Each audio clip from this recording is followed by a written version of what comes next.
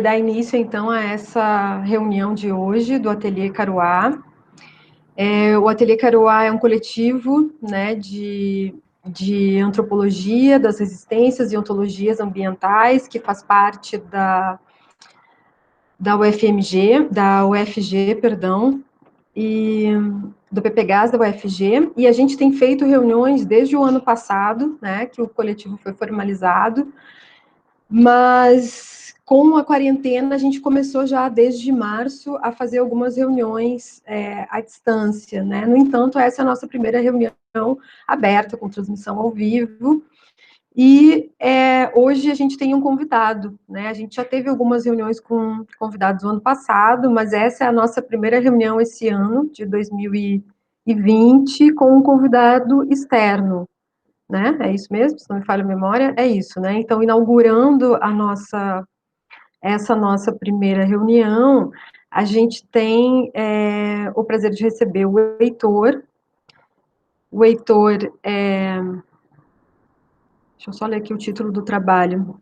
O Heitor de Queiroz Marques, ele é doutorando, aluno do programa de pós-graduação em antropologia da UFRN, e o título da apresentação dele de hoje é Pesquisando Doenças Raras no Cariri Paraibano, as mucopolissacaridoses e suas heranças.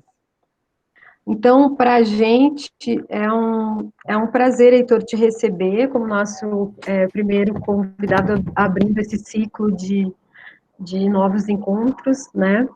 E acho que tu já foi avisado, mas eu vou repetir que tu tem aproximadamente entre 30 minutos e 40 minutos para fazer tua apresentação, ok? Depois a gente abre para uma rodada de perguntas e se houver mais, a gente vai abrindo. Ok. Então, eu queria agradecer primeiramente o convite, né? É uma honra estar apresentando esse trabalho que, mesmo já tendo terminado o mestrado, é um trabalho que ainda está em desenvolvimento, é um trabalho que ainda estou fazendo algumas análises, concluindo algumas perspectivas que ficaram abertas e mexendo ainda um pouco no texto por motivos de metodologia e questões éticas de pesquisa. Como a professora falou, eu sou hoje doutorando na UFRN, continuo ainda pesquisando campos das doenças raras, porém com outras perspectivas. E o trabalho que eu vou apresentar hoje aqui um pouco para vocês é um pouco da minha dissertação do mestrado.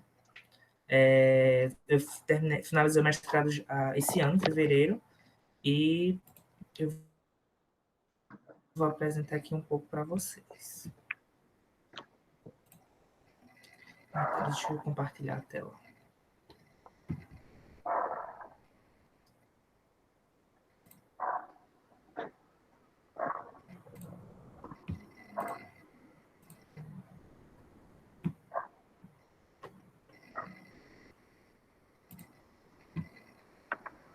Vocês estão vendo a apresentação? Sim. Tá. O título que eu escolhi para apresentar para vocês agora foi Pesquisando Doenças Raras no Cariri Paraibano, as mucopolissacaridoses e suas heranças. Então, eu venho estudando já as doenças raras no caso, doenças genéticas e raras, desde a minha graduação em Ciências Sociais, onde eu tive contato com algumas pesquisas de PIBIC, que era a minha orientadora da graduação e do mestrado, a professora Edinalva Maciel Neves, que ela estudava a doença falciforme. A partir de algumas coletas de dados, a gente foi percebendo como a falciforme era uma doença muito comum na Paraíba, uma das doenças genéticas mais comuns na Paraíba, e como algumas doenças raras, apesar de ser raras, também eram comuns na Paraíba.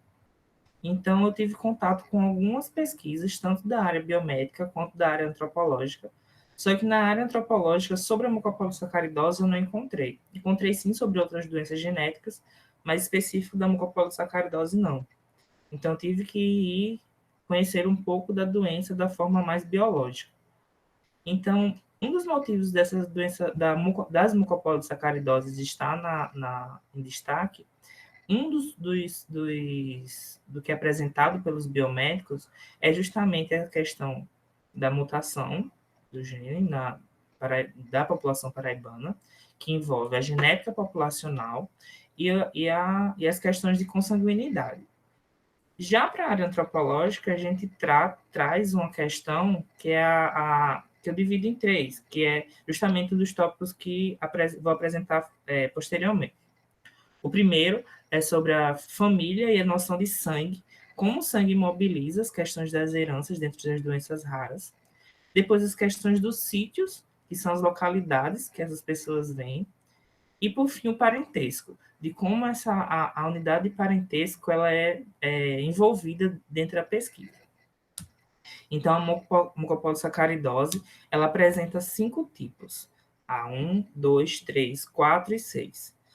Acreditava-se que tinha o tipo 5, porém, com as pesquisas foi visto que o tipo 5, na verdade, fazia parte de uma variação do tipo 4.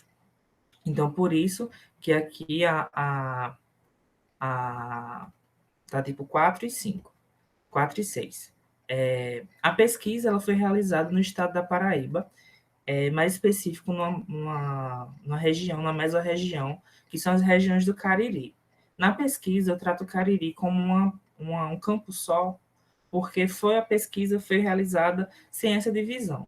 E, de acordo com a história paraibana, ela vem se reformulando e se reconstruindo ao longo da história. Hoje, o Cariri é dividido em dois, o Cariri ocidental e oriental. Os interlocutores dessa pesquisa foram principalmente as famílias das pessoas com doenças raras e as pessoas com a doença, com a mucopolissacaridose, as mucopolissacaridoses. Então, sobre a doença, né, sobre a mucopolissacaridose, mais comumente conhecida como MPS. Ela é uma doença, de acordo com a Medeiros, Diniz e Schwartz, que ela é a mucopolissacaridose. É um erro inato do metabolismo, uma doença degenerativa. E traz diversos sintomas que a literatura biomédica ela traz com termos bastante carregados. Mas a descrição das pessoas que têm a mucopolissacaridose, ela foi apresentada para mim durante a pesquisa de forma mais comum, que é os termos que eu prefiro estar utilizando.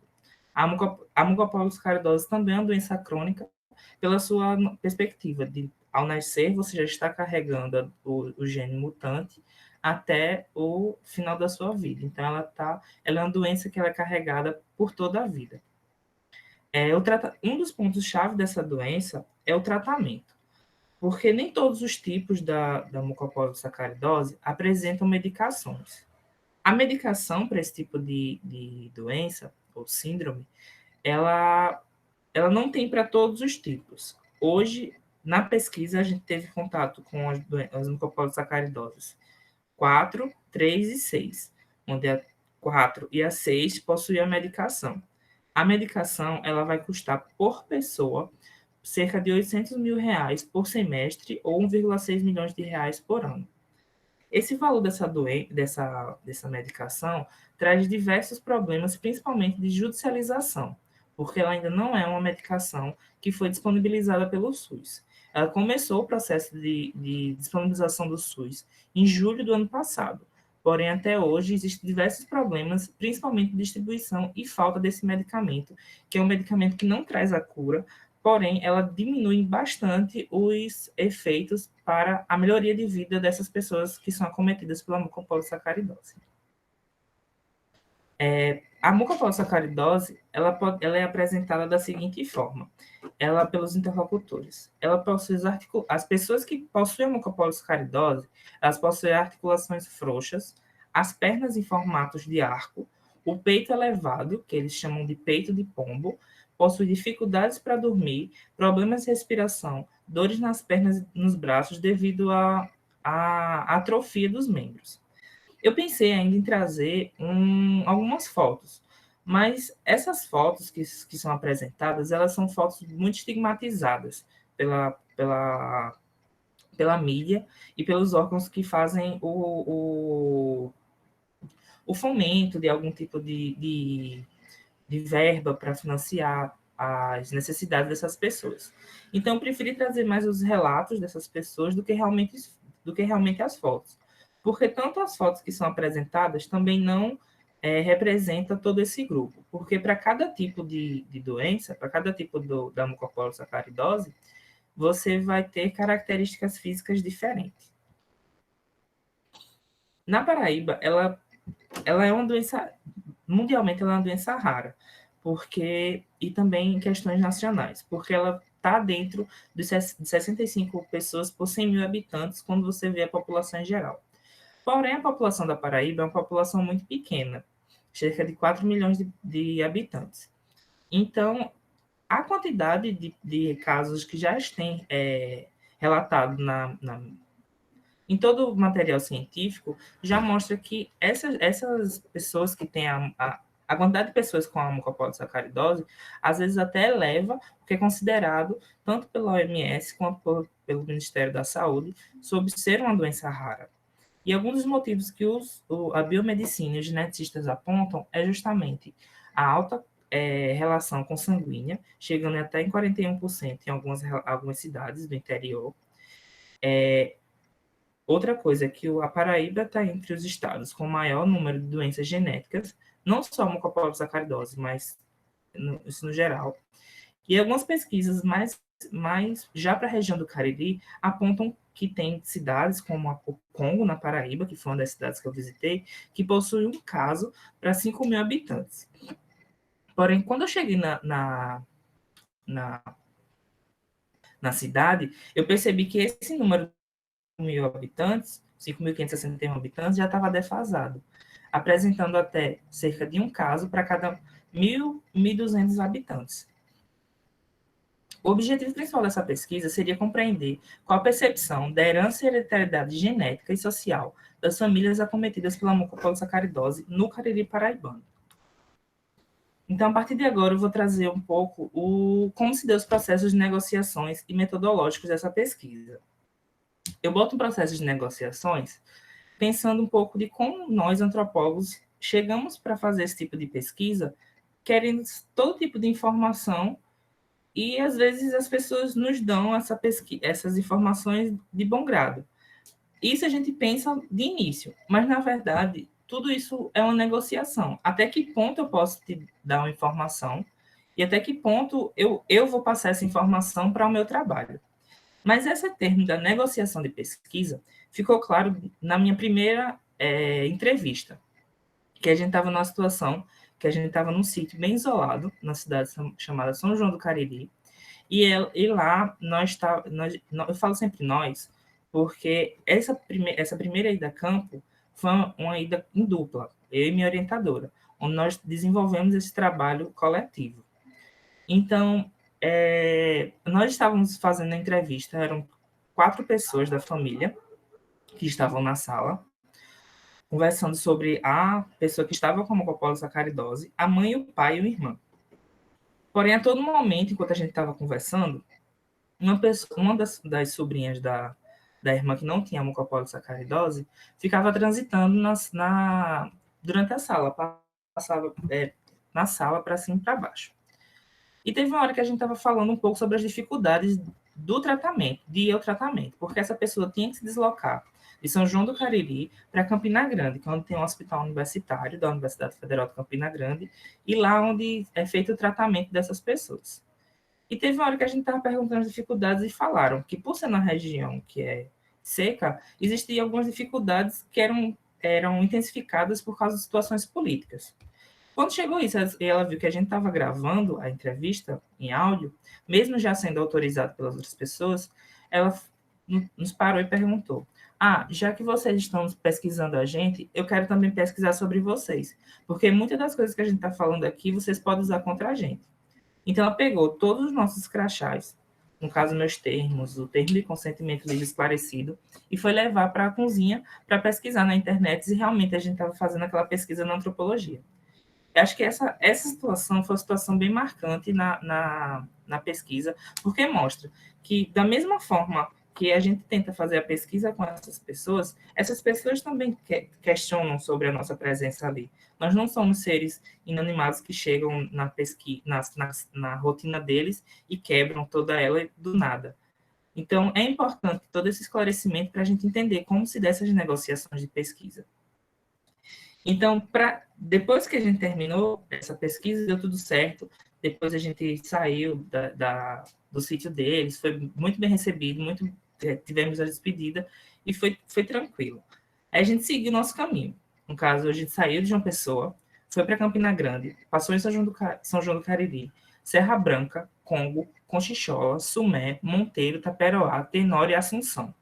Esse roteiro a gente fez em 7 dias e dessa vez a gente foi de carro, eu e minha orientadora. Essa foi a minha primeira expedição.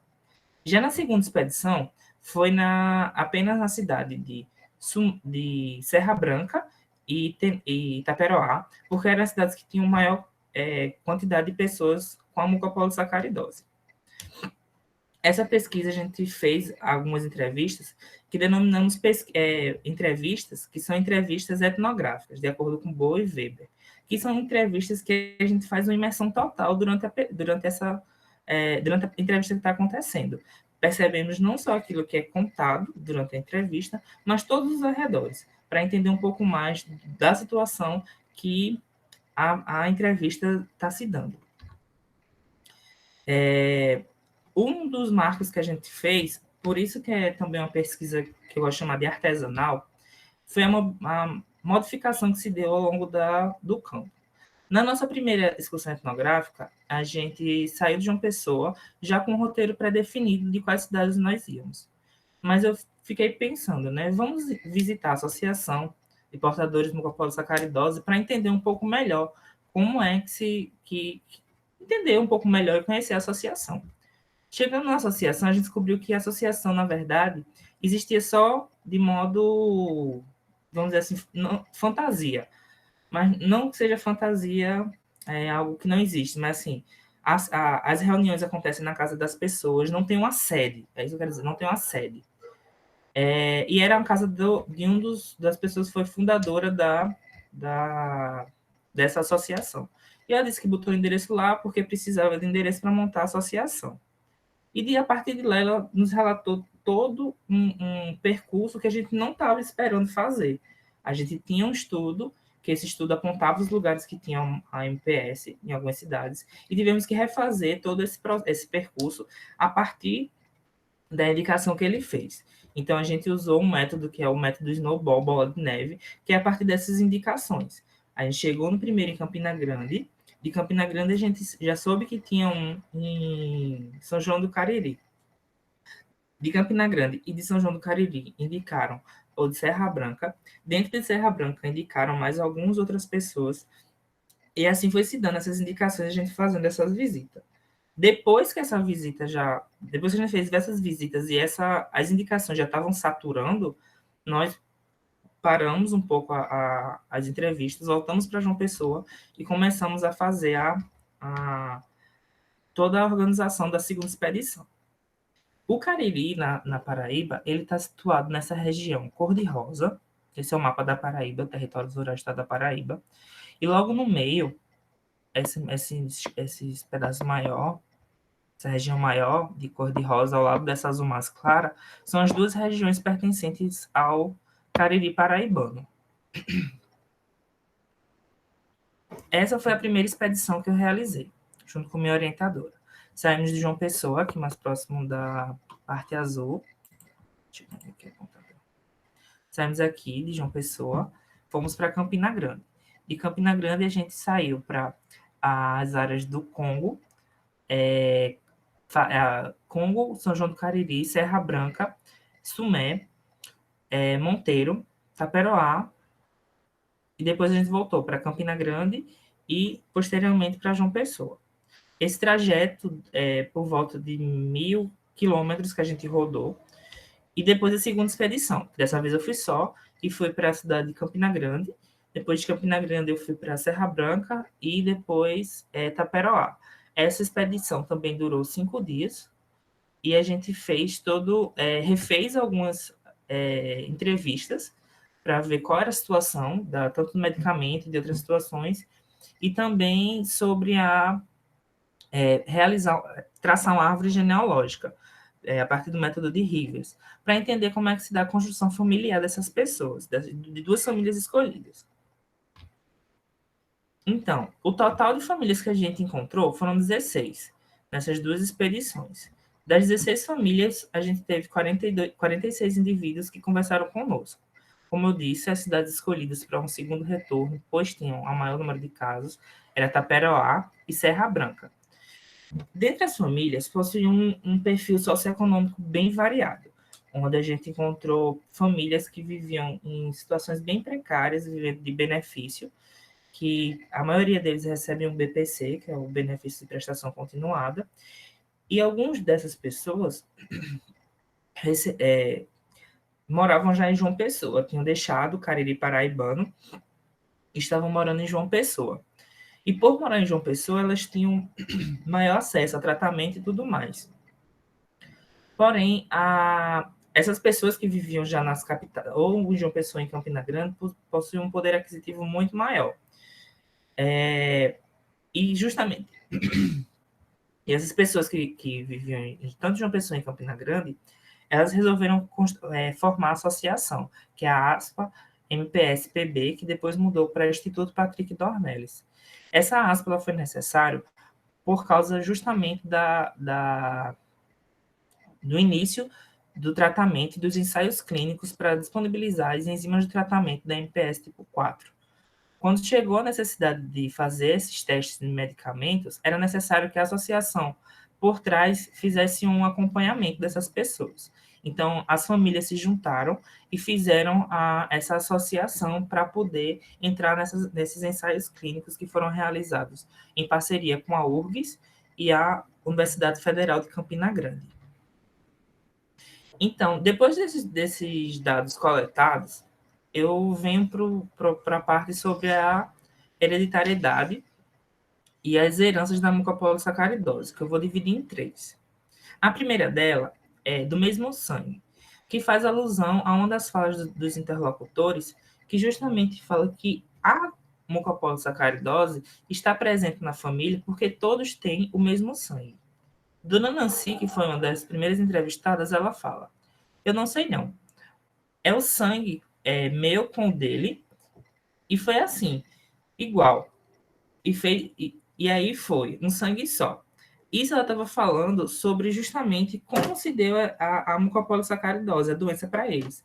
Ela acreditava que os sangues juntos, por ser o mesmo sangue, um sangue só, eles provocavam alguma coisa dentro da família. E, respaldado teoricamente, eu trago o Schneider, que ele traz que uma pessoa relacionada por mesmo. As pessoas de parentesco são relacionadas ou a partir do sangue ou a partir do casamento. Então, aqueles interlocutores, a questão da doença não estava relacionada tanto ao fato de ser parente, de ser primo, que era uma das questões genéticas, mas sim a associação de ter um sangue só, de ser família juntas. Rihanna, outra das nossas interlocutoras, ela começa, a gente já estava na entrevista falando sobre isso, e ela também fala sobre a questão do sangue. Mulher, eu não sei, mas tem mulher, eu não sei, mas nem tem no meu nome, nem no nome dele. Olha, eu acho que a gente não é primo, porque o povo do ligeiro é tudo primo, mas a família é só aquela que tem um sangue só, que corre sangue, o mesmo sangue nas veias. Essa Rihanna, a família do marido dela dizia que era do Ligeiro, que é outra região da Paraíba. E ela não acreditava que eles eram primos. E eles diziam que, para eles, primos eram que tinham o mesmo sangue. E eles não tinham o mesmo sangue, nem o mesmo sobrenome, que é uma das questões que eu vou abordar mais na frente sobre essa relação. Mesmo elas entendendo qual é a relação do DNA, porque para todo diagnóstico, a geneticista responsável fazia o heredograma e os testes genéticos para mostrar, fazer o diagnóstico das doenças, eles entendiam, mas por vezes eles não aceitavam a questão de ser parentes dentro do grupo das pessoas com MPS. Aqui eu trago um relato que foi o único relato de todos que eles mostravam que a pessoa tinha, que eles tinham a relação de parentesco próximo, porque os dois tinham o mesmo bisavô. Aí, ontem a entrevistadora, foi a minha orientadora que fez algumas das perguntas, né? Então, vocês têm o mesmo sobrenome? Aí, o sobrenome Lopes também? Não, o marido fala. Aí, Celine, que é a esposa, fala, o meu é Fontes. Mas a gente achou Diniz também, que foi um dos nomes que encontramos durante a pesquisa, que fazia parte de um tronco familiar dentro das pessoas com MPS. A entrevistadora, mas seu bisavô era o quê? Aí Pierre, que é o marido, fala, porque o avô dela era irmão do meu avô. Era o sobrenome qual? Aí era o Fontes. Todas as questões que estavam envolvidas dentro desse casal, era pautada a partir desse ancestral comum, que era esse bisavô, que eles tinham eles não tinham o mesmo sobrenome por causa justamente dos casamentos. Porque quando a mulher vai se casando, o nome da família é perdido e passa a assumir o nome do marido. Então, em 2 gerações, no caso, a avó e a mãe dela, por ter perdido os sobrenomes, elas já não tinham mais o mesmo sobrenome do bisavô que eles têm em comum. Então, essa hereditariedade é justamente causada a partir da questão entre nome e sangue, que é justamente o segundo ponto, que é o heredograma como marco de parentesco. Isso significa o quê? Todos eles faziam o heredograma, que é, na verdade, a construção genética da árvore genealógica. E, a partir disso, a geneticista mostrava onde tinham os pontos em comum, onde é que os parentescos se cruzavam. A partir disso, eles recebiam isso como um dos... na verdade, não é um exame, mas recebiam junto dos exames que eles tinham que fazer, e mostrava ali onde estava a ligação de primo, de parentesco. E todos eles faziam o teste de heredograma para mostrar. E todos eles saíam com a mesma informação do laboratório da geneticista, que eles eram primos por causa de uma situação de parentesco.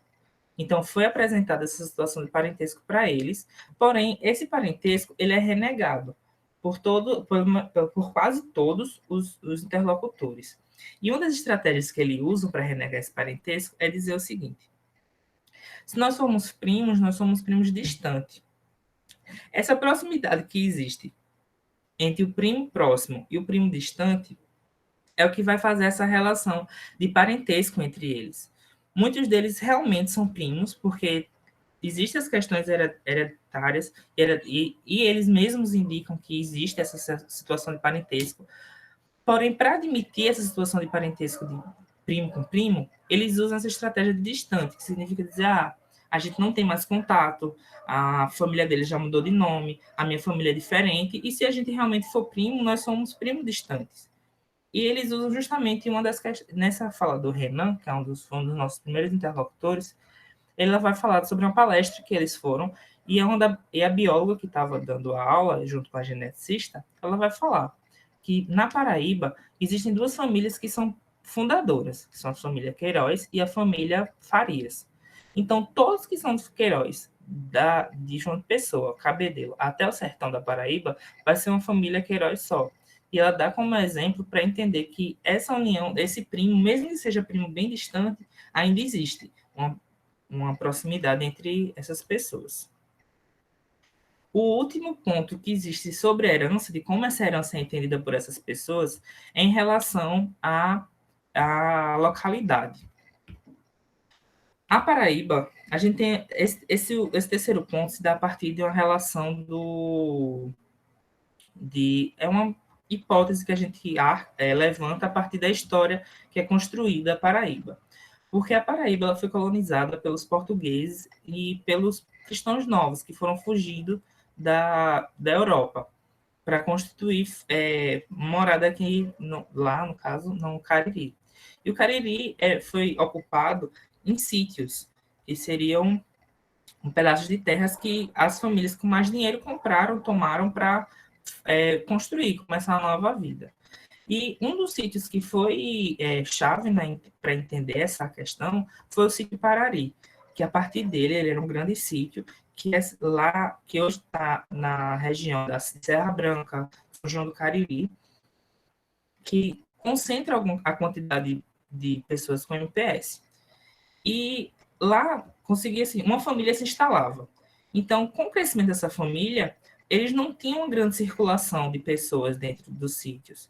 Então, acabava que as relações eram construídas a partir dessas próprias relações que existiam dentro desse sítio. Então, acabava que os primos iam se casando com o primo, aí isso vai envolver diversas questões, como preservação da família, preservação de herança, e todas essas questões que é para a família se manter portadora de bens ou dentro dessas questões.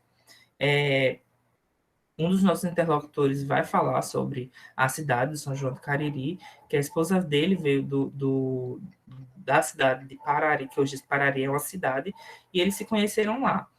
Diversos dos nossos interlocutores possuem o sobrenome Queiroz e sobrenome Farias. E é tão comum esses sobrenomes dentro das cidades, dentro da região, que a gente vê em diversos locais públicos. Por exemplo, essa primeira foto da farmácia Queiroz, ela é do caminho de Campina Grande para São João do Cariri. A segunda foto do centro administrativo já tem o sobrenome Farias, que é junto da cidade de Serra Branca. Saindo de Itaperoá, a gente vê uma homenagem a Ariano Suassuna do lado e a Vital Farias do outro, que são dois artistas da região. E em Itaperoá também, na igreja, aí eu tirei foto dessa parte da igreja que acho que não dá para ver na foto, mas tem diversos nomes, tanto Farias quanto Queiroz. Ou seja, eles mostram que o sobrenome Queiroz e Farias está presente em diversos locais, em diversas localidades. E esses dois troncos é o que a gente traz para mostrar que tanto a família Farias quanto a família Queiroz, elas foram se recombinando durante o passar do tempo. E mesmo que as mulheres vão perdendo os nomes por causa do casamento, elas ainda são uma família só. Então, para trazer uma reflexão final, a gente pode perceber que a herança e a hereditariedade é uma malha que vai se desenvolvendo, passando pelas histórias das famílias, desde a fundação e chegada delas na Paraíba, até o momento em que a doença emerge na vida de cada uma dessas pessoas. Ser primo ou não vai de acordo com o contrato social que o grupo realizou, que não depende do que é informado no discurso médico, pois sim o heredograma é negado. E ser primo está muito mais relacionado com ser próximo ou distante, ser familiar próximo ou familiar distante. Por fim, o sangue é um mobilizador do parentesco, pois aqueles que têm o mesmo sangue são da mesma família e, consequentemente, carregam a mesma doença, a mutação da mucopolissacaridose. Só para finalizar, eu trago algumas referências bibliográficas. Não estão todas aí. E agradeço pelo tempo e por ouvir o que eu tenho a dizer.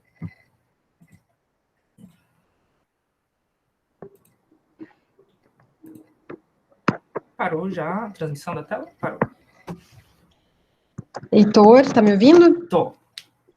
Heitor, muito obrigada, a gente que agradece. Obrigada pela tua presença virtual, pela paciência também de ter esperado, né, meia hora para entrar com os nossos imprevistos de hoje. E tu foi muito pontual, né? Usou o teu tempo de uma forma bastante econômica. Então, a gente tem um tempo considerável agora para fazer intervenções, perguntas, comentários, né? Eu não sei se a gente já tem alguma pergunta aí no chat. Eu não acompanhei o chat, então deixa eu dar uma olhadinha aqui. Mas a gente tem a Isabela, eu acho que está acompanhando, Isabela. Tem alguma pergunta no chat? Bom, enquanto as meninas, talvez a Emília, não sei, enquanto a gente vai vendo se tem alguma pergunta já formulada, eu queria dizer que logo que tu começou a apresentação, a primeira coisa que me veio, e eu li um texto que circulou entre nós, né? Eu li um artigo teu, mas a primeira coisa que eu fiquei pensando, quando tu começa a expor, é o que é ter o mesmo sangue? É a pergunta que fica muito presente para mim. E aí, agora, no final, é doido isso, eu vou vendo que ter o mesmo sangue não é algo também tão fácil de ser respondido, né? Uhum. É uma questão, talvez, a grande questão, né? Uma das questões mais, porque a gente está falando de proximidade espacial também, quando está falando de localidade, ao mesmo tempo o material genético, né, a carga genética, ela fala de uma proximidade genética, biológica, né? E ao mesmo tempo essas coisas também se misturam, estão juntas, né? Como é que as pessoas selecionam isso? Isso que eu fiquei me perguntando, e também tu responde um pouco, né? Mas eu Uhum. queria provocar um pouco mais, assim, para tu falar um pouco mais, para a gente pensar nessa questão que proximidade é essa, né? É, o que é parentesco, né? Que parentesco é esse? Se é genético, é a proximidade física, e o que é o mesmo sangue, né? Eu acho que assim, eu acho que esse grupo, por estar muito envolvido junto com a geneticista e o grupo que cuidam deles, eles começam a absorver um pouco também do discurso biomédico. Então, eles entendem não, é explicado para eles e eles também entendem que eles são primos. Porém, esse parentesco para ele, essa forma de formar a família, ela está bem como é que eu posso dizer? Ela é quase que mutável, ela é móvel. Eu entendo que o sangue vai me mostrar que ele vai ser pronto. Eu e meu pai, a gente tem o mesmo sangue. Então, nós somos famílias. Mas eu e o meu marido, a gente só vai ser do mesmo sangue se a gente também pertencer a esse grande grupo familiar. Esse ser primo, estar próximo ou estar distante, pode ser tanto estar próximo de mim fisicamente ou localmente, ou também geneticamente, ou estar longe, tanto longe fisicamente da localidade ou longe do DNA. Tipo, se ele for primo, ele é um primo distante, porque ele fulaninha é minha prima, que é mãe de cicraninha, que é primo também dele, que no final a gente tem um descendente em comum. Tipo, para montar alguma das árvores genealógicas que eu vou fazer, eu gastei quase 3 páginas de A4 tentando fazer a gradezinha do método Uhum, uhum, genealógico. Então, uhum, assim, para a gente tentar entender como é essa distância entre eles e o que é esse sangue, ele vai estar acionando ou não essas pontualidades, tanto da localidade quanto do sobrenome, que o sobrenome vem sendo pontuado por eles há um bom tempo, e do uhum. sangue, localidade e sobrenome, que são esses três chaves que eu pontuei um pouco aqui na apresentação. Então, a partir dessa triangulação, é que eles vão escolhendo onde é que é parentesco e onde é que não é parentesco. São, acho que, muito mais deles do que biomédica ou nossa, Uhum, entendeu? uhum.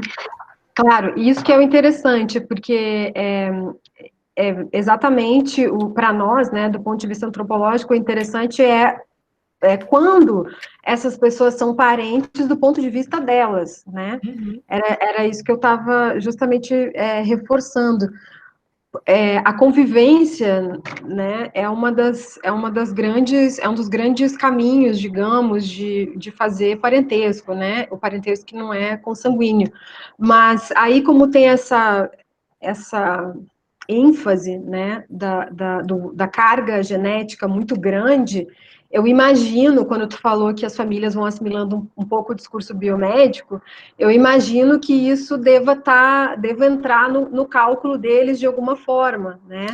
sim. A todo tempo eles sempre fazem, principalmente nas questões de casais que ainda querem ter filhos, a relação 25-75, que é para você ter a doença, o casal, os dois têm que ter a mutação, tanto o homem quanto a mulher, e a probabilidade, quando os dois têm a doença, a mutação, é que venha 25% de chance de desenvolver a mutação para o filho. Então, é por essa relação 2575 ela permeia todo o trabalho. Justamente esse risco de desenvolver a doença, para entender o parentesco, para entender como essas questões estão sendo pensadas por eles, é sempre essa relação, 2575. Entendi, tem um número. Tem uma pergunta, eu quero fazer uma outra pergunta, mas vou deixar para depois. Tem Quem queria fazer uma pergunta? Tem uma pergunta aí, né, no chat. Tem. O Everson quer fazer uma pergunta, e aí você pode ligar teu microfone, Everson, ou a câmera também, como você achar melhor, para poder fazer a pergunta. Tá bom, se vocês não se importarem, eu vou ligar só o microfone. Vocês me ouvem? Sim. Tá. Bom, oi, gente. Heitor, foi muito legal te ouvir. Fazia já um tempo que. Na verdade, faz um tempo já que eu quero ler a tua dissertação, porque a Sônia Maluf foi minha orientadora e ela me contou da tua pesquisa. A Edinalva também já tinha me contado. Então, eu estou bem curioso para ler a tua dissertação. Mas a minha pergunta, pensando numa questão, talvez, de familiarização da doença genética, porque tu mencionou que em determinada região as pessoas que têm o mesmo sobrenome são ditas ou são consideradas da mesma família, e eu fiquei pensando em como nessas regiões a doença ela é vista, digamos, entre aspas, socialmente. Eu vou dar um exemplo, talvez, para minha pergunta ficar um pouco mais claro. Eu também trabalhei com famílias com uma doença genética em Santa Catarina, Rio Grande do Sul, e essa doença, em algumas regiões, essas doenças eram vistas como a doença da família tal, sabe, na região. E eu queria saber se isso aconteceu também, se apareceu nas tuas pesquisas. Era isso. Obrigado. Tá. No caso, a doença não apareceu vinculada a um sobrenome ou uma família, por exemplo. A doença da família tal, a doença da família tal. Mas ela foi estigmatizada principalmente por causa da formação física deles. A doença das crianças. A pessoa podia ter 42 anos, que foi a pessoa mais velha que a gente entrevistou, por eles terem um porte físico mais baixo, menor, elas eram consideradas crianças. Era a doença das crianças ou as doenças dos meninos, dos nossos meninos. Então, a todo tempo era uma doença que era mais infantilizada por parte das famílias. Mas, justamente por causa do sobrenome, ela não é essa relação não é tão próxima. E principalmente por causa da mudança dos sobrenomes durante as gerações. Boa parte dessas pessoas, nos dois lados da família, não tinham o mesmo sobrenome, Farias ou Queiroz. Ou um era Farias, ou um era Queiroz. Acho que um ou dois casos que os dois eram Queiroz, ou os dois eram Farias. E tinham alguns casos que, por causa do desmembramento dessas famílias, já não tinha mais os mesmos, já não usava mais Queiroz e Farias, mas já era vamos dizer assim, subtópico desse sobrenome. Já eram outros sobrenomes derivados do Queiroz e do Farias. Não sei se ficou claro. Sim, ficou. Obrigado. Nada.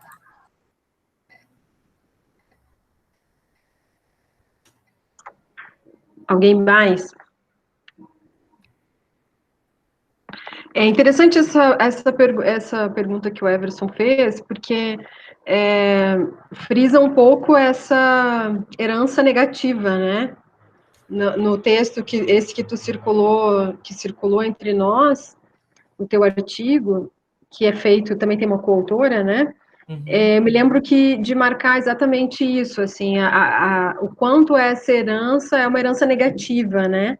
E, em geral, a gente tinha, né? Isso foi mudando também, construído, né? Ao longo de alguns anos com essas inovações tecnológicas, né? Como a gente pode, digamos assim, prever, se preparar, planejar, né? Tem essa coisa da reprodução que é muito forte, tal. Que eu não vou entrar, mas por favor, que se vocês tiverem questões, né, instigantes, é super instigante. Mas o quanto agora a herança também pode ser uma coisa negativa, né? É tipo dívida, né? A herança material, digamos, negativa é a dívida. E no caso da genética, esse tipo de doença, né? Teve uma parte porque a apresentação achei que ia ficar um pouco maior, eu não botei outra parte da dissertação, que era justamente a relação sobre risco e adoecimento genético. e reprodução, que as famílias em si elas não têm nenhum tipo de aconselhamento genético. Então, elas só vão descobrir a doença quando os primeiros sintomas começam a surgir, que é por volta dos 2 anos de idade, dependendo do tipo. Então, de todos os 46 entrevistados, apenas uma pessoa procurou fazer os testes genéticos para descobrir qual eram essas probabilidades de desenvolvimento da doença. Porque ela teve o primeiro filho, e ela disse que a gravidez do primeiro filho dela foi um tormento, porque não sabia se o filho ia ser portador da mutação ou não. E na época não se tinha a facilidade que se tem hoje para fazer esses testes. E mesmo assim, ainda hoje, ainda são testes muito caros para ser feito. Na rede pública, lá na Paraíba, mesmo com o centro de atendimento genético perto, lá em Campina Grande, ainda é muito difícil de conseguir vaga, de ter acesso a esse tipo de coisa. Então, ela só conseguiu fazer juntando dinheiro para a segunda gravidez dela, que foi daí que ela descobriu que ela não era portadora da mutação. Mas, assim, é tão chocante esse dado que na mesma hora que eu estava entrevistando ela, a irmã dela também estava próxima, que eu estava na loja que elas têm, e eu perguntei, mas, fulana, por que você não... você também fez o teste? E ela fez, não. Nem fiz, nem quero fazer, porque o que vier para mim veio, eu deixo na mão de Deus. Então, assim, para eles isso também não é uma preocupação até o momento que a pessoa vem com a mucopolissacaridose, que começa a apresentar os primeiros sintomas. Então, fica até mais difícil também trazer essa caracterização deles ou algum estigma a mais sobre ser uma doença de alguma coisa.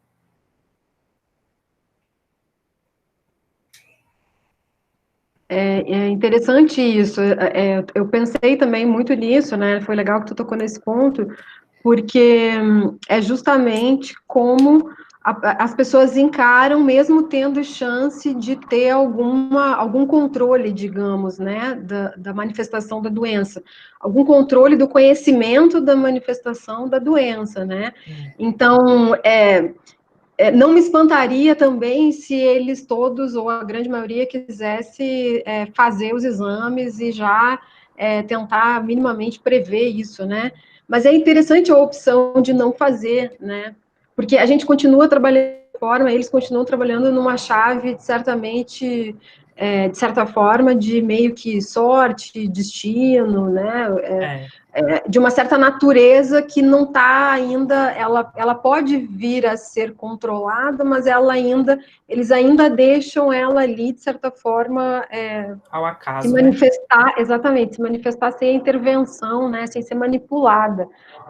É interessante como isso aparece, né, nas formas de lidar com a doença. Acho Que que talvez só seja diferente, desculpa só te interromper, que tu como tem experiência, né, nessa área, mas que talvez seja diferente de outras doenças genéticas ou hereditárias, ou sei lá, uma pergunta.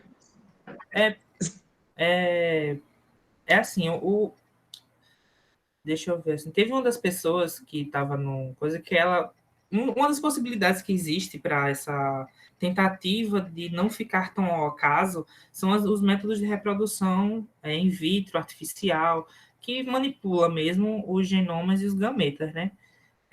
Porque se for a gravidez natural, no método normal mesmo, não existe, pelo menos não que eu saiba, nenhum tipo de procedimento que impeça essa mutação. Então, assim, acredito que mesmo as pessoas que têm um maior poder aquisitivo, ainda é difícil fazer esse tipo de procedimento de manipulação genética para ter um filho. Então, a grande maioria da população do Cariri paraibano, que é uma das regiões de seca, de pobreza acentuada junto à Paraíba, vai ser difícil esse tipo de procedimento se popularizar para eles. Esse aconselhamento genético para essa população é uma coisa muito complicada ainda, porque... E até essa manipulação também é complicada, porque pode acarretar em algum tipo de eugenismo genético, algum tipo de manipulação que não vai ser bem...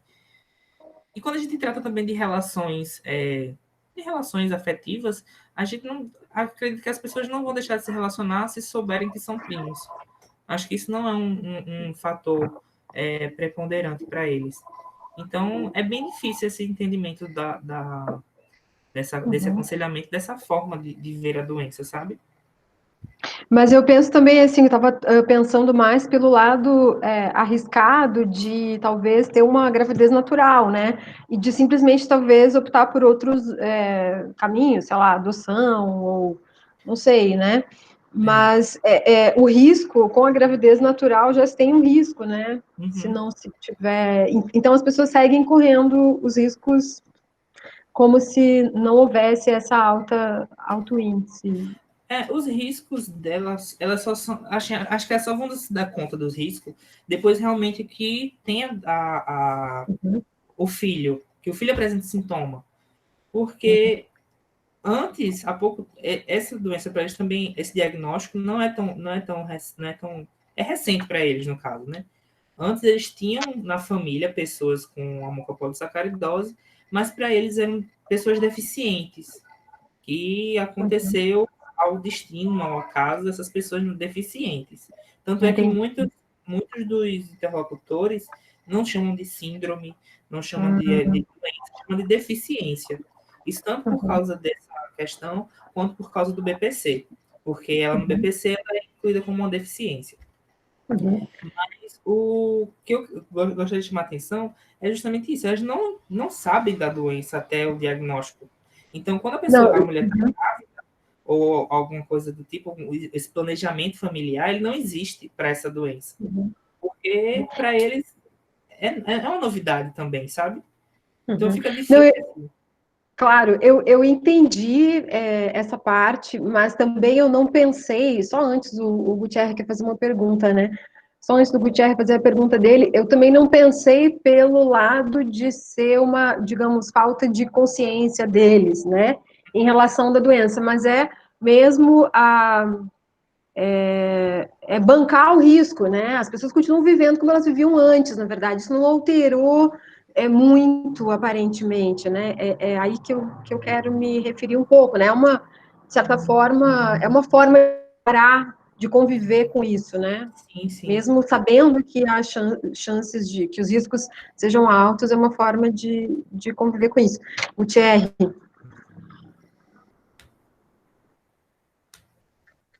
Então, boa noite, Heitor. Eu gostaria de agradecer a sua participação, a sua apresentação, muito interessante, muito instigante. Boa noite aos meus colegas também do grupo, do Núcleo Caruá. Gostaria de saudar também a presença de duas colegas que estão participando, a Raíssa Valério e a Williane Pontes. Eu conheci elas juntamente com o Heitor no congresso que nós participamos lá no Sul, em Santa Catarina, fomos monitores, né, deste evento. Foi um evento muito importante, muito enriquecedor.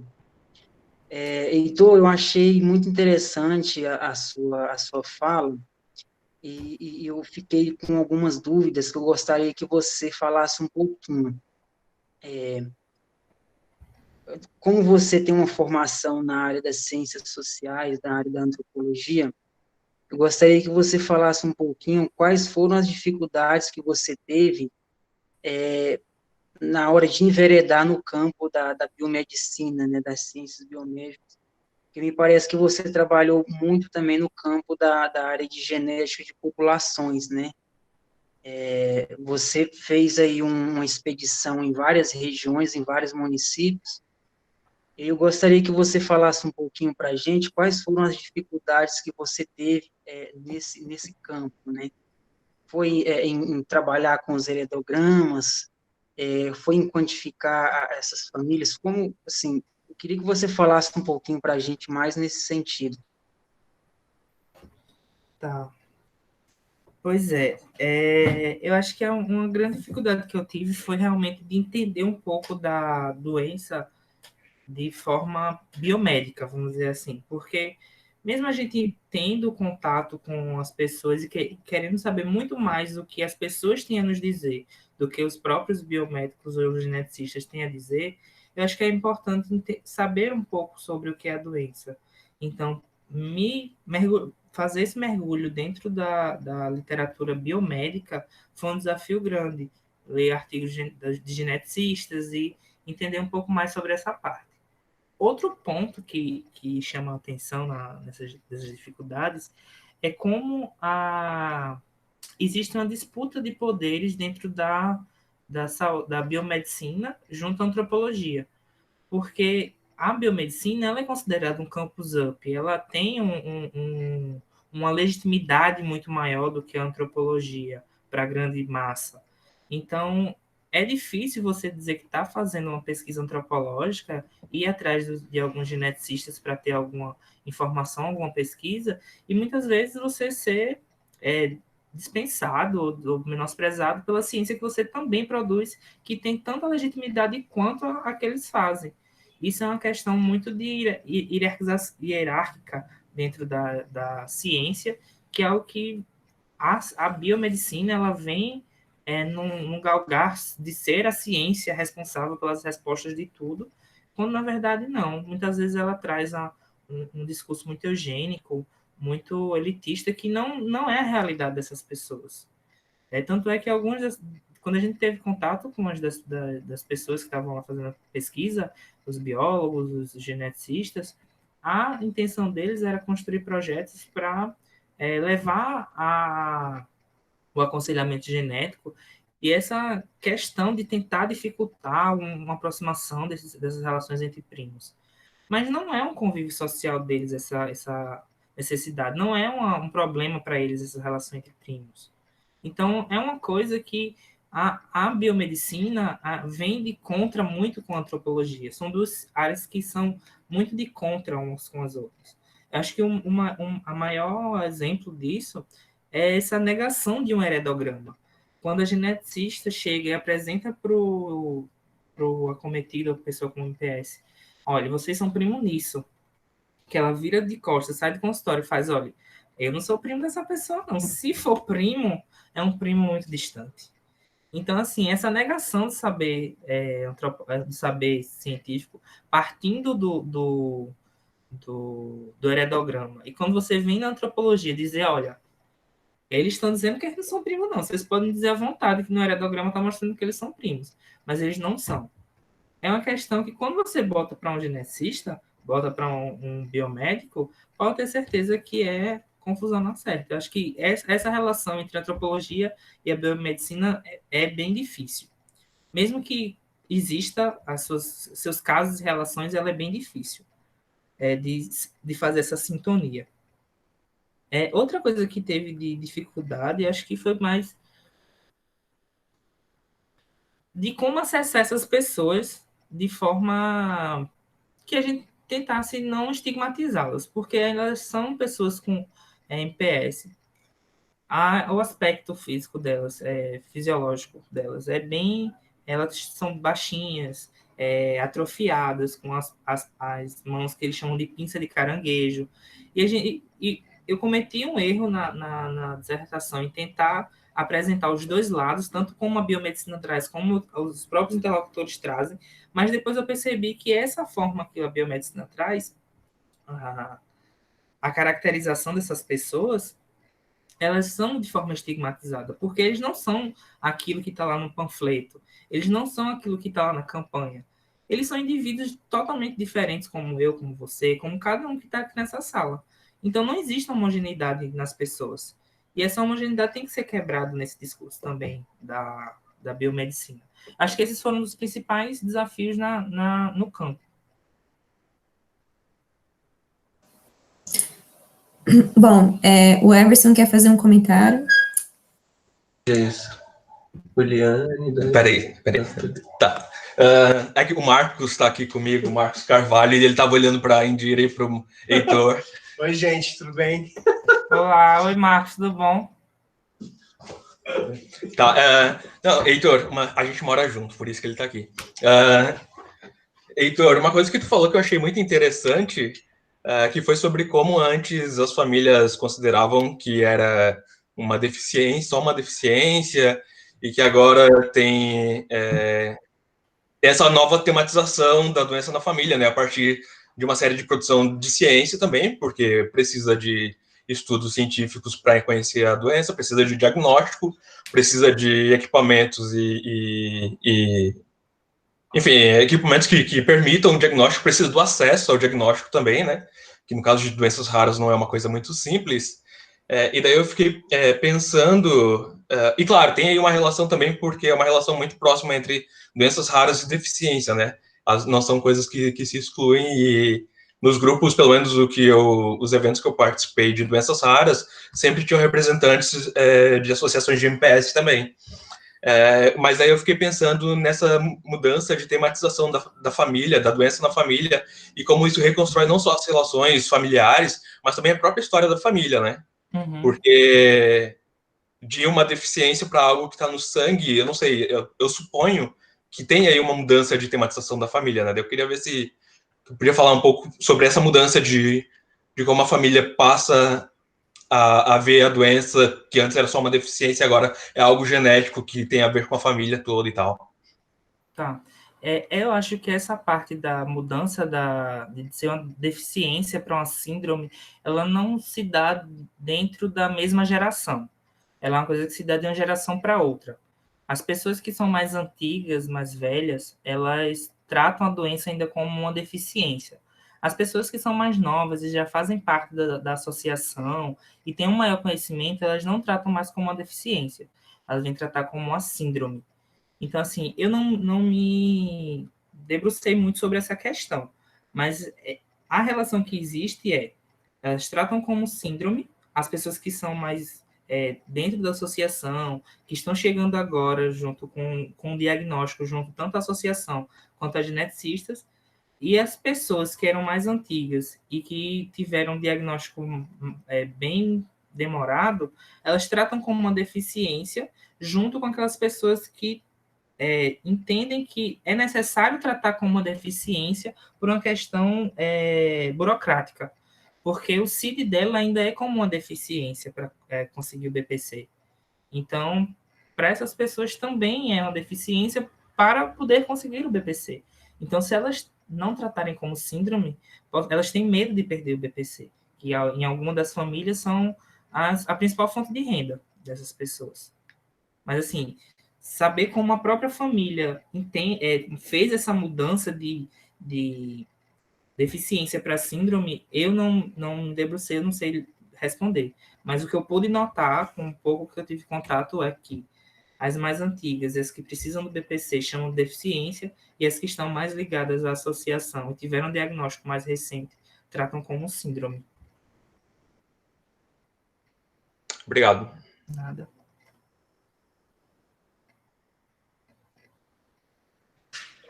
A gente tem um comentário aqui da professora Suzane, que ela disse que não consegue falar pelo áudio e por isso fez por escrito. Eu posso ler, Heitor, para você? Pode sim. Ela disse que a sua pesquisa parece ser conduzida de modo cuidadoso e o tema da hereditariedade é também instigante. Lida com uma caracterização biogenética em um quadro de parentesco. Bom, gostaria de entender como você e sua orientadora lidaram em campo e na escrita da dissertação com a presença e o discurso da geneticista. Aproveita também para perguntar como vocês chegaram a esse tema. Tá. Eu vou dizer logo como a gente chegou a esse tema. A gente chegou a esse tema primeiro pensando a parte da seguinte forma. Ela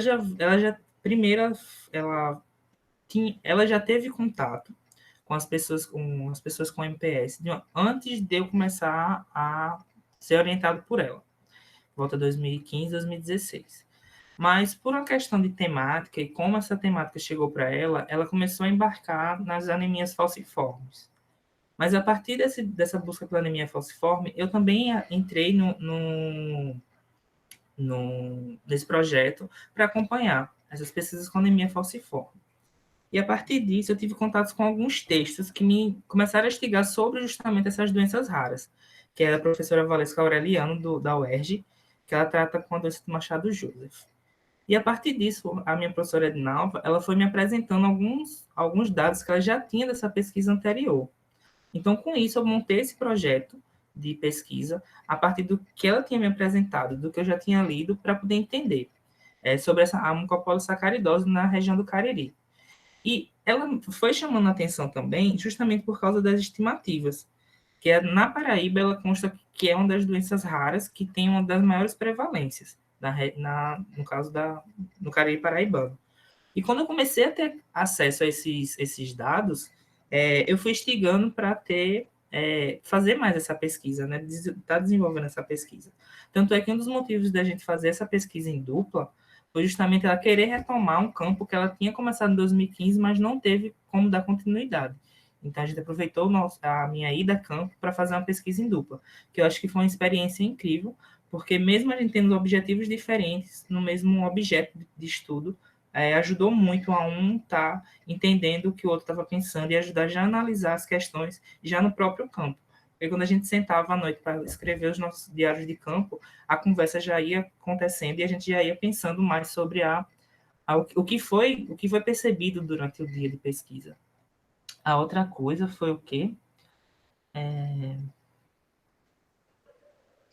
É sobre como você e a orientadora lidaram, né? Em campo e na escrita, com essa presença do discurso da geneticista. Pronto, da geneticista em si, a gente não usou alguns discursos, o discurso dela.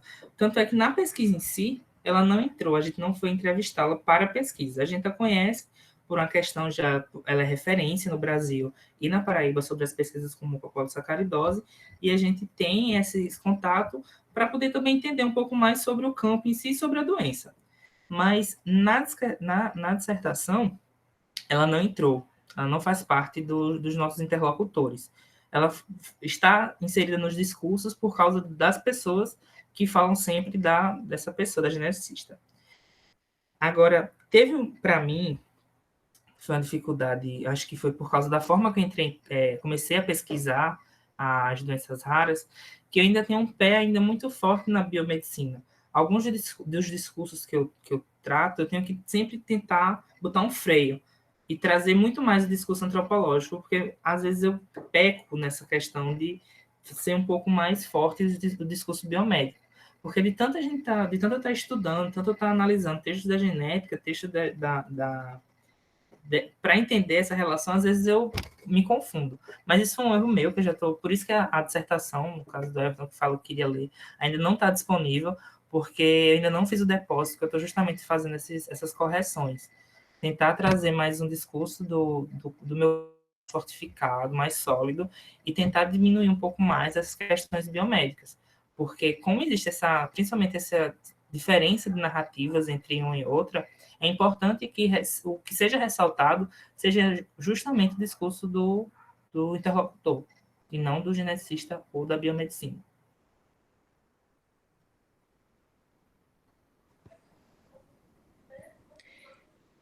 Obrigada, Heitor. Eu acho que aqui no chat não apareceu mais ainda, mas eu vou aproveitar que a Emília falando, né, para poder fazer um comentário, porque eu achei muito, muito interessante, assim, os dilemas, né, e os embates que você teve que lidar, porque, de um ponto de vista, se você está, enquanto representante aí da antropologia, tendo que negociar com esse saber que a gente sabe que tem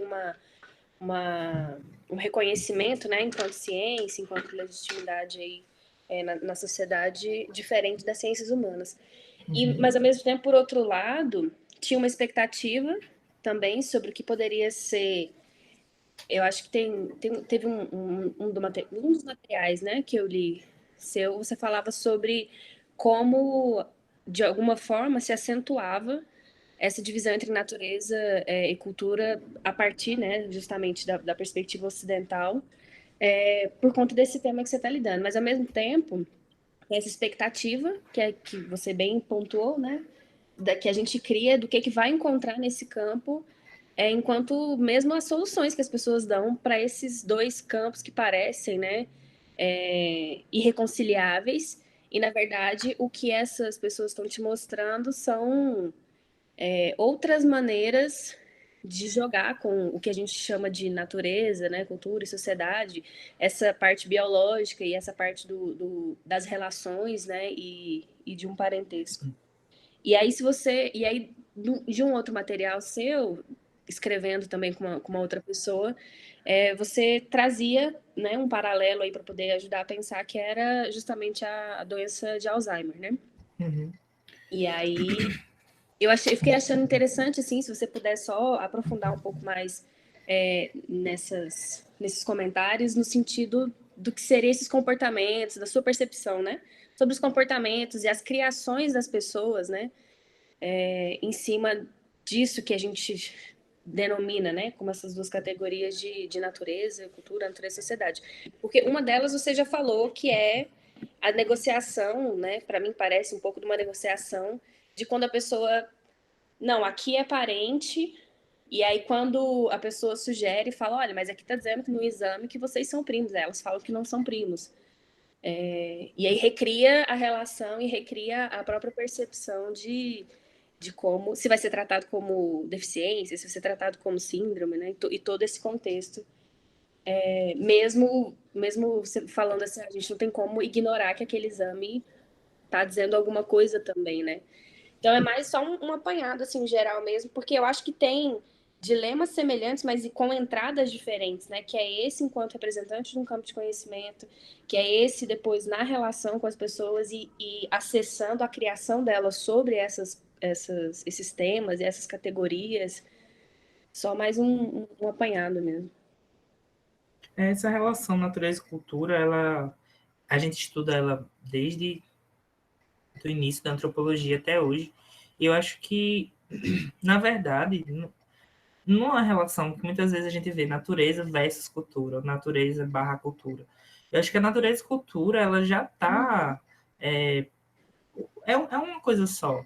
Porque se eu pego essa negociação de quem é parente e quem não é, a partir do dispositivo de um heredograma e de um contrato social, a gente vê que essa relação natureza e cultura, dentro desse campo das doenças raras e do parentesco, ela é um conjunto. Esses dois são dois fatores que fazem parte de um conjunto.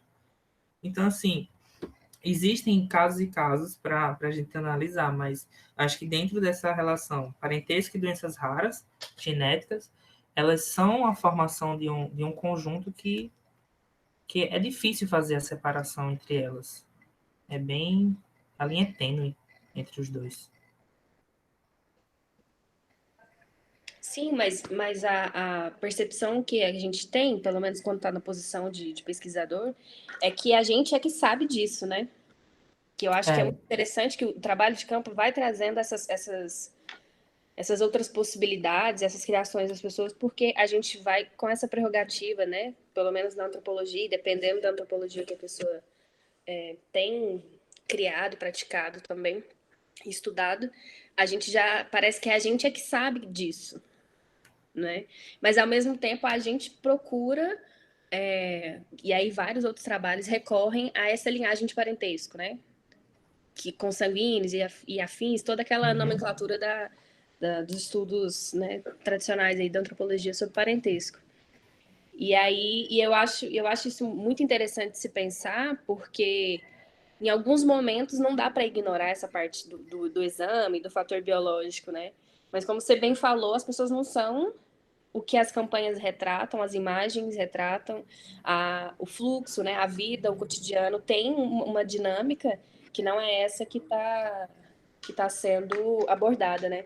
E eu acho que sua pesquisa tem muita importância, justamente por isso, porque eu acho que você não comentou, mas também acho que quando você falou sobre o estranhamento, é mais na abordagem da geneticista. Mas das outras pessoas também de reconhecerem, né? As ciências humanas em campo, você entrevistando uma pessoa querendo saber sobre algo que alguma dessas pessoas podia tratar como algo mais da biologia mesmo, né? Da medicina. Isso a gente deixava bem claro logo no início da pesquisa, que a gente não estava ali para colher sangue nem nada do tipo. A gente queria conversar com elas, que eu acho que uma das coisas que abria muito a conversa com eles, a gente veio aqui para conversar com vocês sobre o que vocês estão passando. Então, acho que isso facilitou muito também a entrada a campo e entender mais essa questão da doença, não como uma forma biológica, mas sim social, né? E balança os dois lados, né? Balança o lado tanto da gente, daquela perspectiva de ciências sociais que fala de um construcionismo, né? Tudo tudo é construção social, toda essa conversa, mas ao mesmo tempo não dá o bastão e entrega como essa briga, né, com as ciências médicas, né? Eu acho que é muito válido e acho que a gente também tem que começar a ter contato mais com essas pesquisas, porque desmistifica muita coisa que a gente acha que está resolvido só porque está lendo alguns outros textos, né, na área da produção das ciências sociais, e acha que resolveu, né? E você retrata bem sobre isso quando fala da delicadeza da abordagem, né? A delicadeza de como conversar, de como abordar, de como até possivelmente, né, a postura corporal, a maneira de olhar, as palavras que vocês escolheram. E aí, nesse texto que fala do mal de Alzheimer, né, que é o nome conhecido, eu achei interessante justamente isso, porque como eu não tenho material em contato assim, eu ouço esse nome, mal de Alzheimer, né, e aí vocês já abordam a sua outra colega lá como doença de Alzheimer, já tirando também essa outra carga, né, de significados e sensações mesmo que gera quando a gente já escuta, né? Isso. Esse texto, inclusive, ele vai ser publicado, acho que esse ano ainda, na revista Altera, que é a nossa revista, é a revista da UFPB de antropologia, no dossiê organizado pela minha orientadora sobre etnografias em era genômica. Eu acho que vai ser uma contribuição bem legal para entender um pouco mais sobre esses campos. Na época que eu escrevi esse artigo com ela, a pesquisa ainda estava no início do campo, então ainda tinha pouco material para escrever um artigo.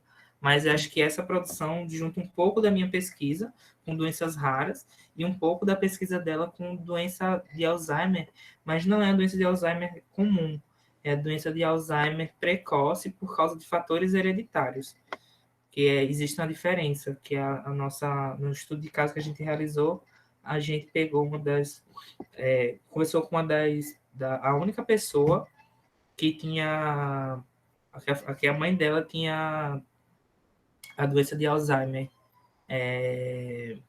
precoce e hereditária.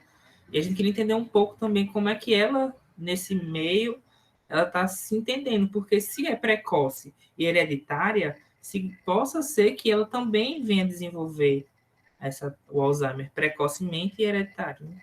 Então, foi uma união das duas pesquisas, tanto a minha quanto da Elisângela, que ela é professora da Unipampa, do curso de Serviço Social no campus São Borja. Mas no caso, e é interessante porque no caso dela, ela escolheu justamente o ponto para poder trazer essa parte da hereditariedade, né? Mas, de modo geral, tem uma parte que é hereditária, mas tem outra que tem a ver com essas coisas dos comportamentos, né? A epigenética, né? Isso, até diz sobre... não me lembro a expressão correta, mas falava algo sobre um ambiente emocional que não fosse tranquilo, né? Agora, no caso da que você trata, não, assim, até onde se sabe, não tem como você tentar fazer isso, porque um dos primeiros que a Indira, né, começou falando era essa manipulação genética, né? Tentar observar, mas essas outras comportamentais é muito difícil, porque se já disseminou os sobrenomes, né? Que já não são mais tão controláveis como antes. Isso tudo já foi modificado. E ainda não tem nenhum rastro até que alguém seja diagnosticado. Não, eu acho, e nem os comportamentos, né? Pelo que eu entendi, Não. nada pode modificar, porque é um número muito grande de genes que pode provocar essa. A não ser que seja manipulação genética, no caso da reprodução assistida, não tem outro, não que eu saiba, porque a gente não sabe como é que a ciência vai, né? Então, assim, é bom dizer, não que eu saiba que a mucopolissacaridose, ela não traz fatores externos para o desenvolvimento da doença, são só fatores mesmo genéticos. Então, não tem como fazer, não tem essa interferência do natural e do social no desenvolvimento da doença. Tá certo, obrigada. Tem mais alguém querendo falar alguma coisa aqui?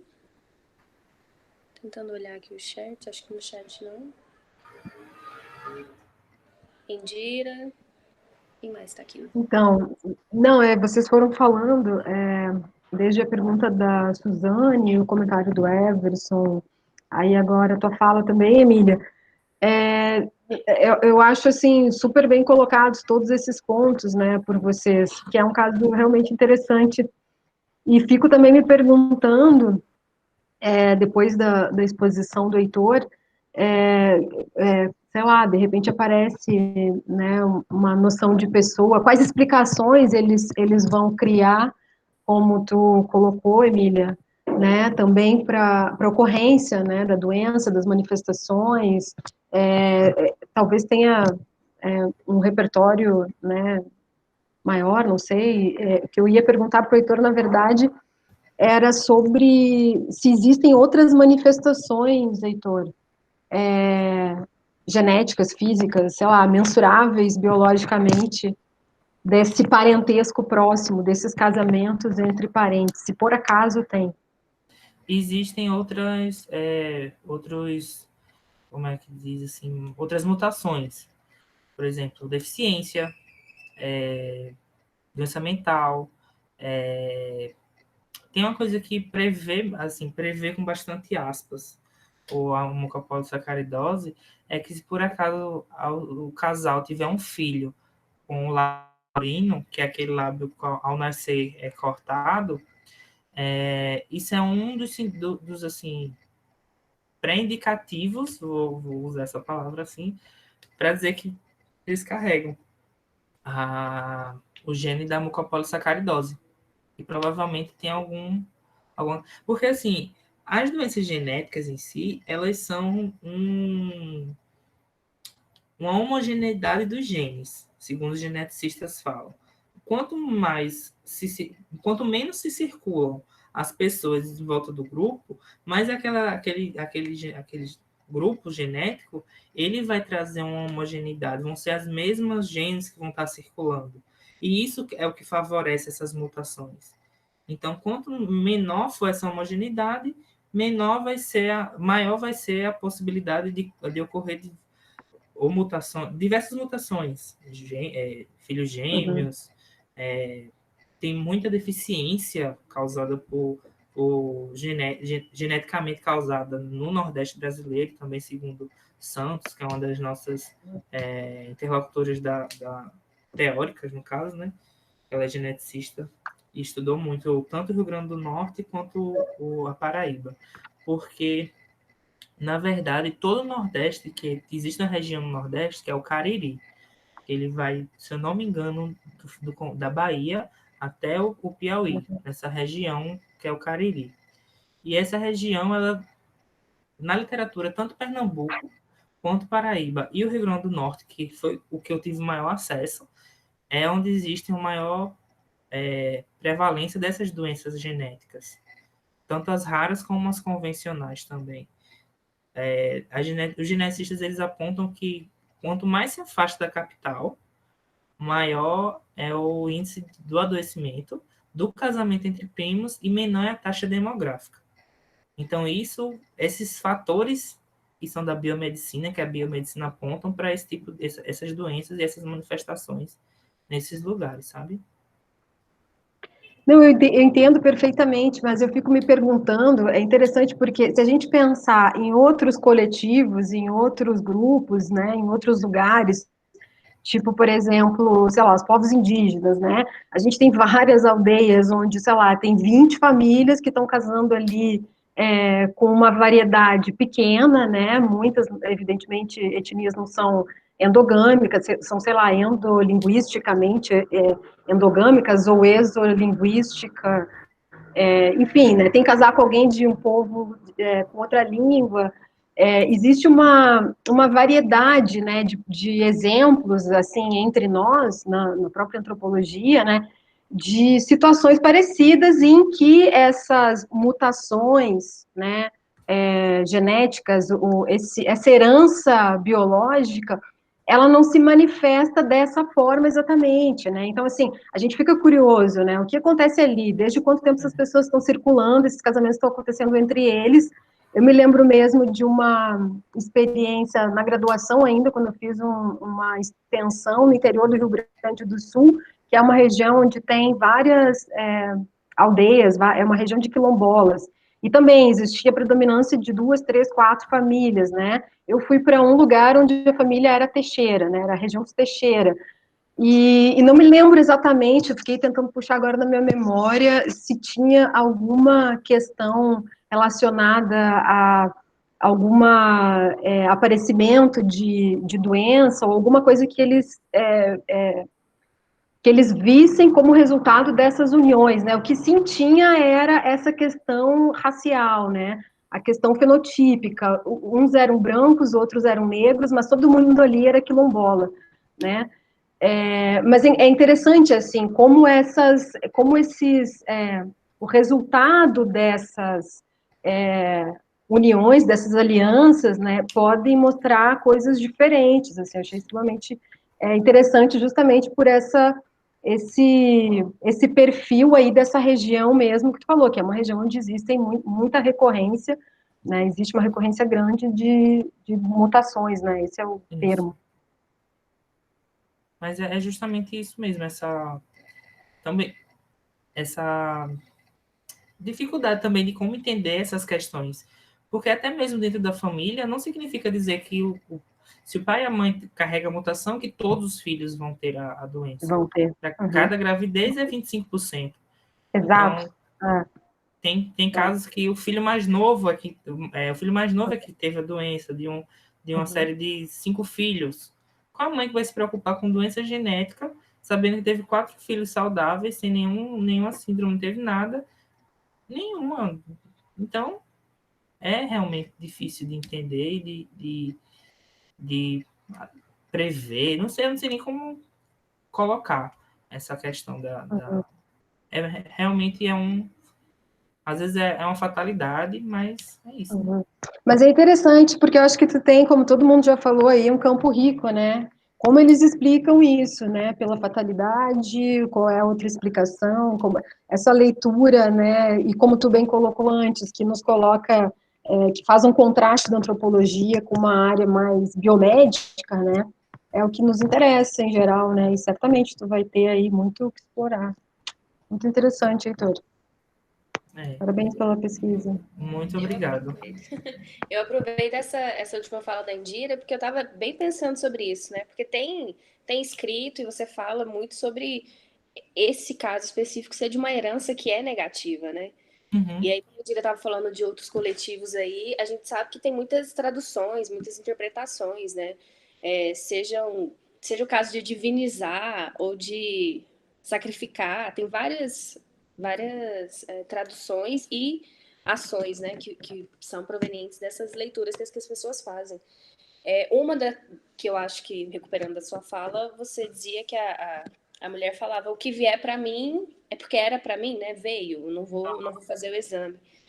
Mas se você tem aí de memória, ou mesmo apareceu na própria dissertação, outras traduções semelhantes, porque nesse caso que você acabou de dizer, né, você tem 4 filhos que vieram, na percepção dela, de saudáveis.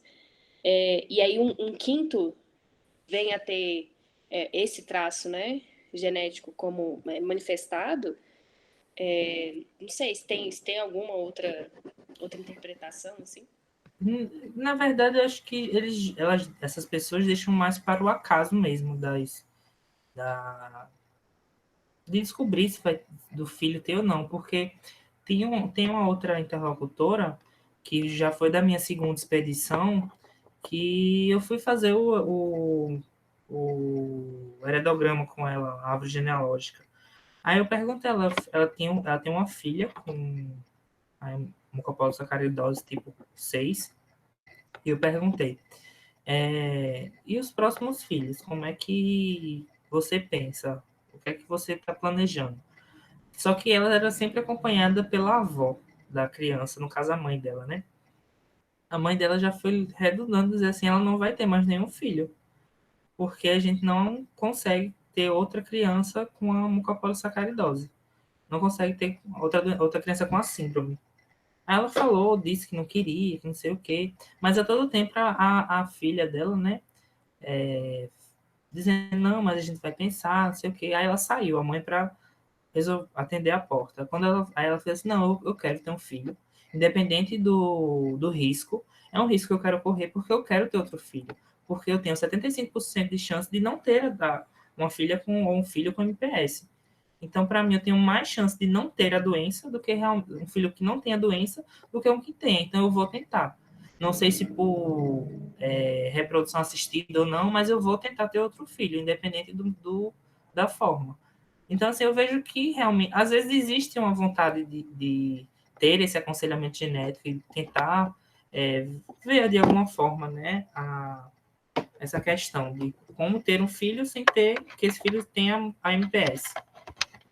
E é isso, é um jogo que eles fazem de ponderar o que é o risco. Porque toda vez que a gente trata de risco, mesmo que esse risco seja menor do que a possibilidade de não ter a doença, esses 25% de ter a doença é muito mais pesado do que os 75%. Então fica sempre esse jogo, né? É 25%, é menor a chance, é 1 para 4, mas esse 1 para 4 é muito mais pesado do que os outros 3 de não ter a doença. Né? Então, assim, é um jogo dentro que eles fazem, um jogo que eles fazem com eles mesmos para entender o que é que vai acontecer. É algo que eu ainda preciso analisar melhor essas questões, sabe?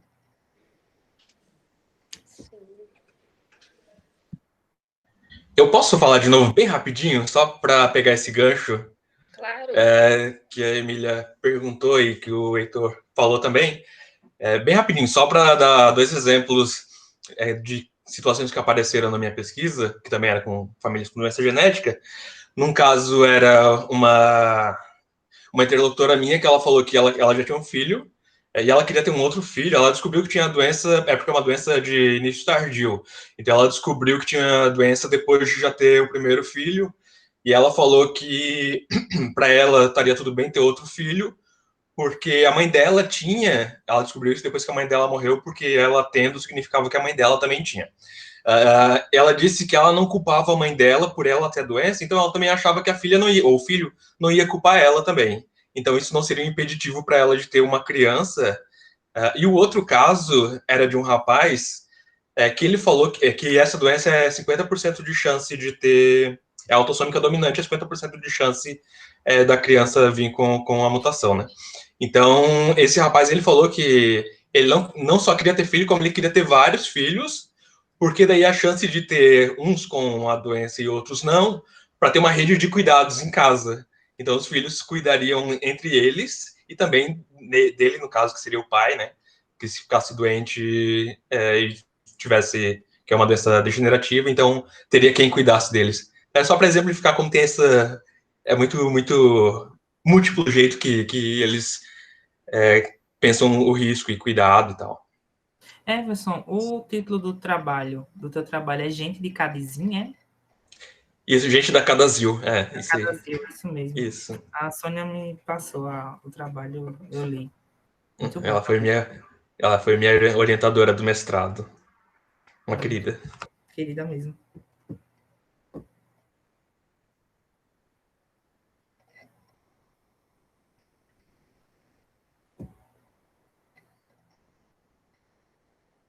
Heitor, achei que tu fosse falar alguma coisa.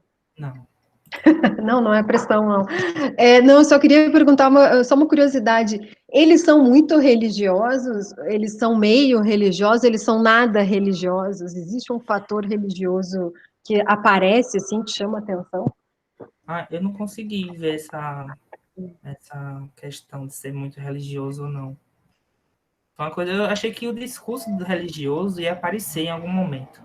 Dizer que foi Deus que castigou, foi Deus porque a gente era primo e casou, ou porque foi a ordem divina, eu achei que ia vir em algum momento toda essa questão, mas não foi muito pontual as questões divinas na pesquisa.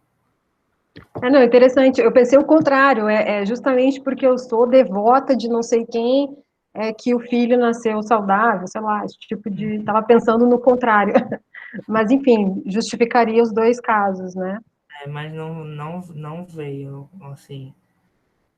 Acho que fora esse discurso dessas irmãs, que foi uma das últimas que eu fiz, né? Que uma fez os testes e a outra entregou a ordem divina, assim, ao acaso, eu acho que não apareceu muita coisa sobre alguma sobre coisa isso. de religiosidade, Uhum. não. Eu achei que ia ser um dos pontos que ia ter que trabalhar, mas Porque essa é uma região, tu já falou, né? Caracterizou um pouco, assim, tem uma segmento popular, né? Do interior, assim, não é de se surpreender, não são classes, camadas médias urbanas, né? É um público. Fiquei curiosa agora com o caso do Everson. Everson, tu está ouvindo ainda? Qual é? Eu tô Onde tu faz ouvindo. a... Desculpa, eu te cortei. Não, não pode falar isso. Onde tu faz a pesquisa? Eu fiz a minha pesquisa em Santa Catarina, com uma família de Blumenau, uma família da Grande Florianópolis e uma família de Porto Alegre também, que é onde eu moro agora, em Porto Alegre. Tá, então é mais urbano também. É mais urbano, são famílias de classe média, uma classe média um pouco melhor estabelecida, assim. Uma família era composta de médicos, a família toda era de médicos, e as duas pessoas, das pessoas que era médica era essa que eu falei que ela não culpava a mãe, e o outro que é médico é irmão dela, o que falou que poderia ter vários filhos para cuidar. Isso. Interessante. E só para... Desculpa, eu tô falando demais, mas que eu gosto Não, bastante. Pegando o gancho da pergunta sobre religião, é que daí, de repente, para o Heitor também pode seguir, ser uma dica para pensar sobre isso depois. Teve um interlocutor meu que ele falou que a religião para ele era importante, porque ele, por um lado, ele acreditava, entre aspas, na doença, mas ao mesmo tempo ele levava a sério o que o pastor dele dizia para não aceitar a doença. Não podia aceitar a doença. Então, eu acho que, se eu não me engano, ele frequentava a Universal. E daí eu posso dizer que ele não podia aceitar que tinha a doença, porque seria, entre aspas, se entregar para a doença. E isso, de alguma forma, queria dizer que ele deveria tentar ter muitos filhos? Ah, não. Não, nesse caso não. Nesse caso era mais seguir a vida normalmente. não se preocupar com a doença, no caso, né? Isso, É interessante, assim, eu estou perguntando porque pode, sei lá, parecer outra coisa, né? Mas, assim, outras matrizes, digamos, conceituais que vão amparando, né, a percepção das pessoas, as explicações, a partir de onde elas vão construindo as suas explicações, né? Que com certeza não vai ser, no caso do Cariri, como o Heitor já explicou, não vai ser na biomedicina, provavelmente a distância vai ser maior da biomedicina, mas vai que, sei lá, né, tem o santo padroeiro da região, da cidade, sei lá, tem algum elemento que chame a atenção, né? É interessante isso, super, super interessante. Assim como a formação também, formação escolar dos teus interlocutores, né, Everson, também nos ajudam a entender de onde vem essa noção de, não, não culpa minha mãe, ou enfim, vou ter mais filhos, né? Quais são essas outras noções que estão permeando aí as explicações das pessoas, né? Enfim, é muito interessante. Eu não vou falar mais nada, porque eu também já falei demais. Heitor, eu só queria te perguntar, o Vital Farias é dessa região, é? Aquela foto que tu mostrou era do Vital Farias? Era ele não mesmo. sabia, cara, que massa. Eu não conheço ele, assim. Não... Você não conhece, não? Não, Gosto. não conheço. Excelente compositor. Muito legal. E daí eu fui no Google ver, só vi que ele era paraibano, mas é ele então, né? Ele Eu é vi a foto. da Peroá. Massa. Que foi muito lá onde massa. gravaram o Alto da Compadecida. Ah, viu só? Viu só? Ó. De repente, né, por aí. Gente, quem mais? Alguém mais quer fazer a última consideração, ponderação, pergunta?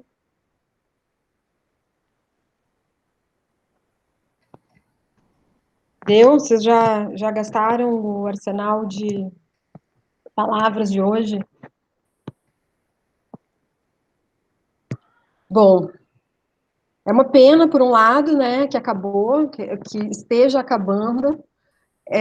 Por outro lado, eu agradeço de novo, em nome do Núcleo, né, a tua participação, Heitor, muito obrigada por inaugurar esse novo ciclo de encontros virtuais abertos, né,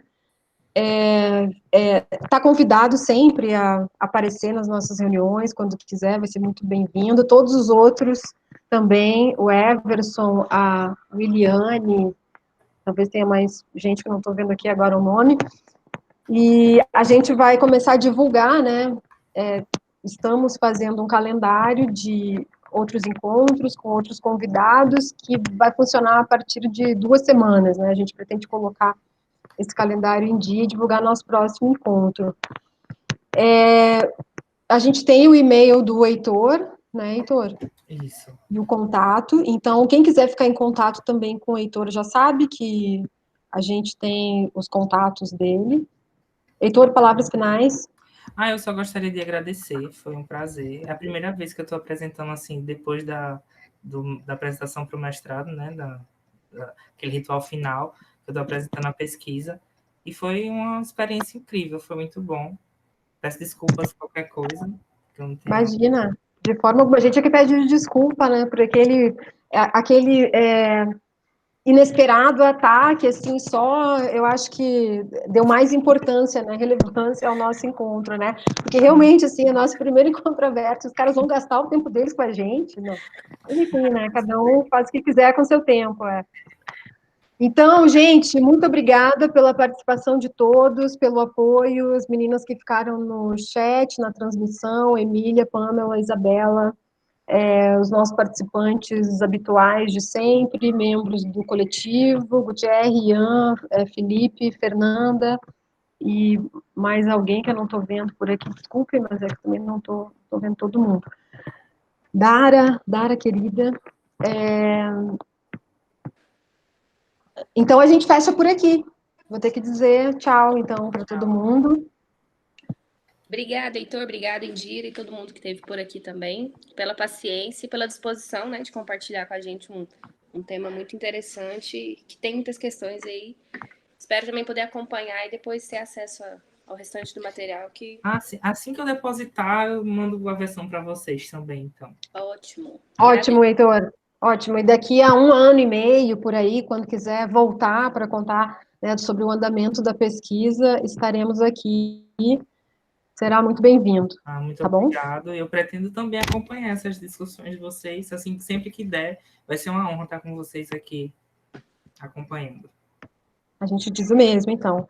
Obrigada, gente. Aproveitem o final de sexta. Se cuidem. Sextou. Cuidado na hora de sair. Oi? Sextou. Sextou demais. Se cuidem na hora de sair, de comprar sua cerveja, né? Cuidado. Mas aproveitem aí o final da sexta. Beijo para vocês. Tchau, até mais.